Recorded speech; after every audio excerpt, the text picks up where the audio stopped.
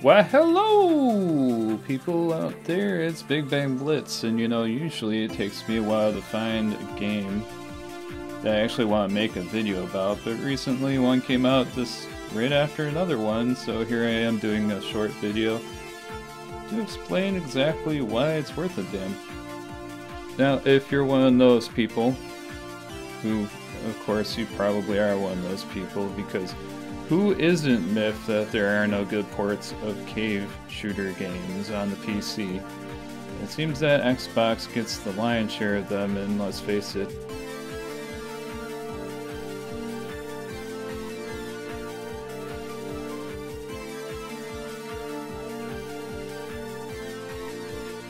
but I digress. This isn't a soapbox. What I'm here to talk about is Crimzon Clover, over and over. A punk song from the 1960s. Oh, actually it's Crimzon Clover, and it's the best shmup game that I've ever played, and it also happens to be on the PC somehow. How about you just take a look at it? So you don't have to take my word for it. Reading Rainbow. I'm gonna have to put this in windowed mode, but through the magic of editing, it won't matter to you.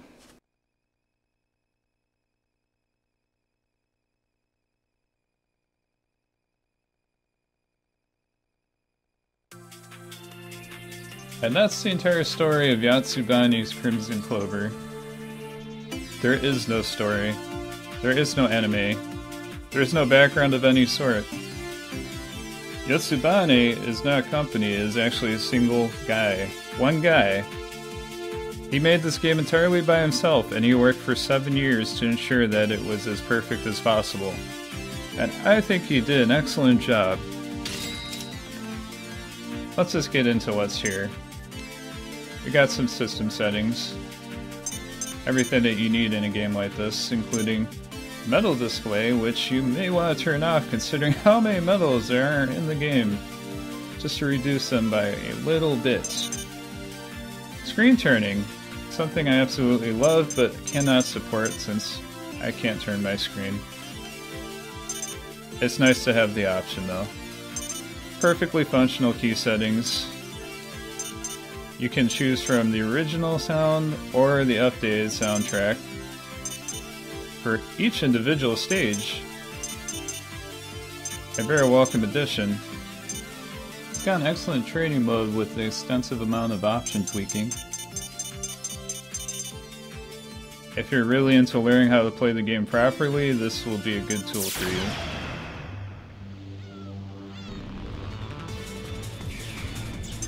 Just jump straight into the game.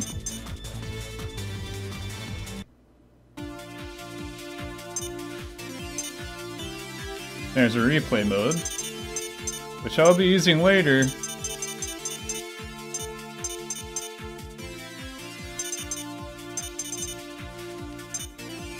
Ranking, which does something.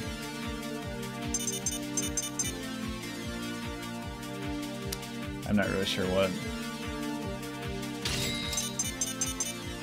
And stats, which do something else. It's a mystery. For now, we're going to check out the Novice Arcade mode. When you're in Novice mode, you have a choice of two modes. Boost mode and Original mode. In this mode, the other modes, I know this is a lot of modes, but just bear with me.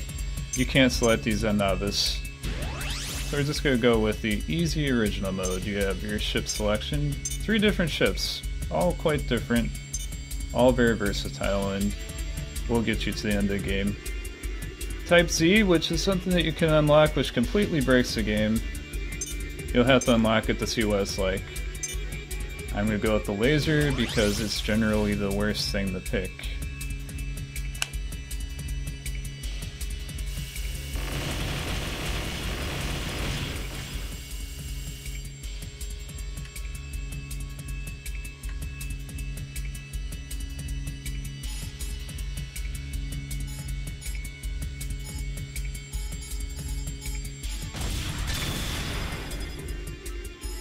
I really like the bomb system in this game. You never actually run out of bombs.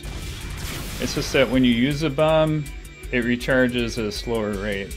You have to fill the bar up further to actually get a bomb.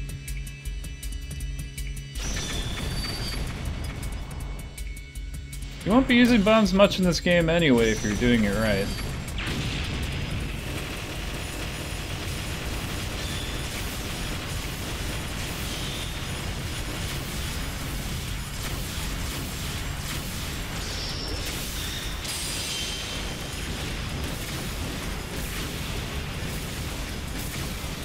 When you're in break mode, it actually multiplies your score by 2 times.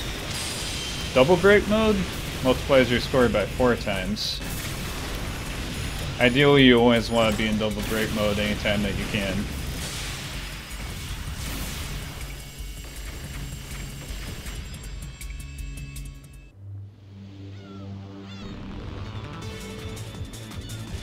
So Novice Original Mode is a nice laid-back mode for beginners, essentially. You won't have any trouble getting through this. I can almost clear this on 1 continue. Give it another hour or so of play, I think it won't be a problem.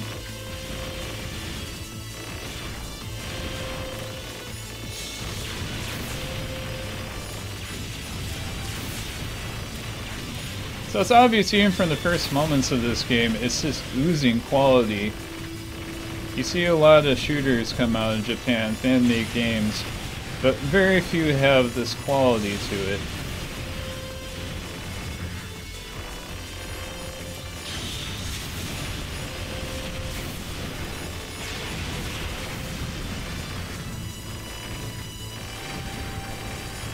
It controls like a dream.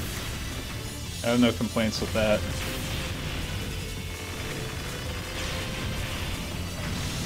When you're locking on the targets, you go a little bit slower. So that's sort of like holding down the shot button in most other shooters, except you can actually shoot while doing it. It just makes your beams more narrow.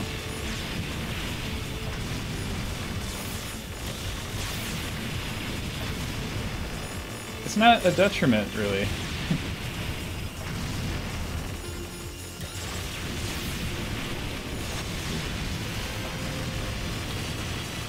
This all seems pretty crazy, but it's pretty simple to get a hold on this. Nothing very difficult here. Using your break mode makes the game speed up a little bit, and the enemies will become more aggressive. Also, I think you're a little bit faster when you do it. It's a good trade-off for having this immense power at your fingertips.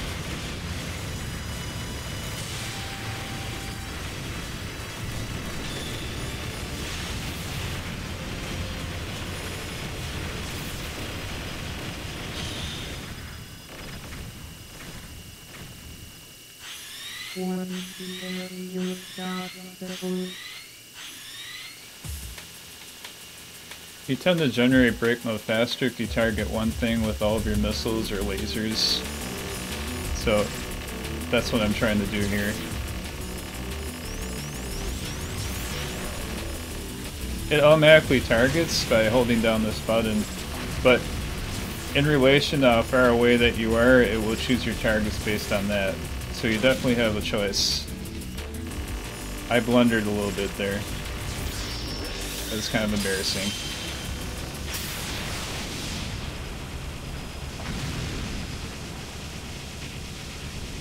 And that's the stage 1 boss. It's about as easy as you would assume it is. After you win, you get the choice of a 1-up or basic recovery items or score increasers. So if you feel like you're not really up to it, you can just get a 1-up at the end of the stage. It's all up to you. It's a nice little addition. And I'm going to tell you, you probably need those 1-ups when you play the harder stages. Okay, now that we got the easy stuff out of the way, let's see what happens when you make the game angry. I'll be utilizing the replay feature for this because I'm going into unlimited mode, and since I am an old man, I don't think I could very easily make up the score again without a lot of practice. This is my highest scoring run. There's a slight palette change in this mode from the other one.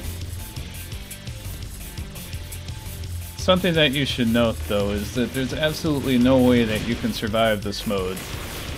So, they add a new mechanic. If you lock onto an enemy or several enemies with your lasers and bombs and missiles, whatever it is that your ship shoots, when there's an explosion it will destroy all the bullets around it, and you absolutely have to use that mechanic to survive. And you should anyway, because it creates point items when you do it.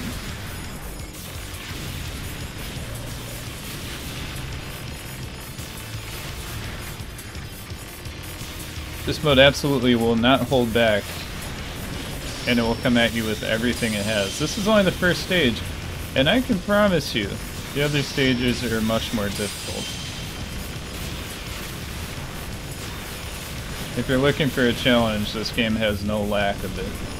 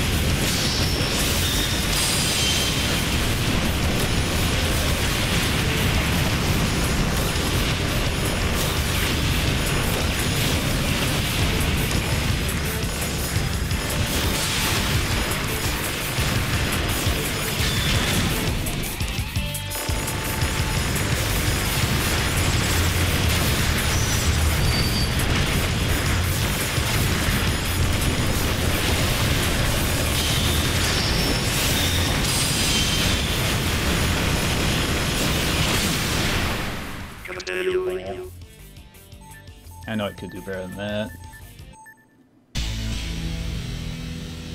Well, I'll try again later.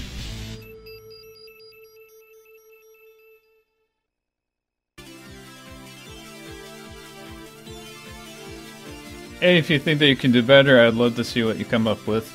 I'm sure you could, but I would genuinely be interested to watch you play. It's really cool. You've just watched a small sampling of what Crimzon Clover has to offer. If you're a shooter fan, you want to pick it up on Steam right now for $7. It's on sale. It'll be $10 when it's off sale. This game has been available since 2010, but before you would have had to buy it at a convention in Japan, and you would have numerous problems getting it to work on your system if it wasn't in Japanese to begin with, and various other problems. So I highly suggest that you pick it up on Steam, since it works perfectly and has a lot of features, and most likely will get updates in the future. Thanks for watching. Game on!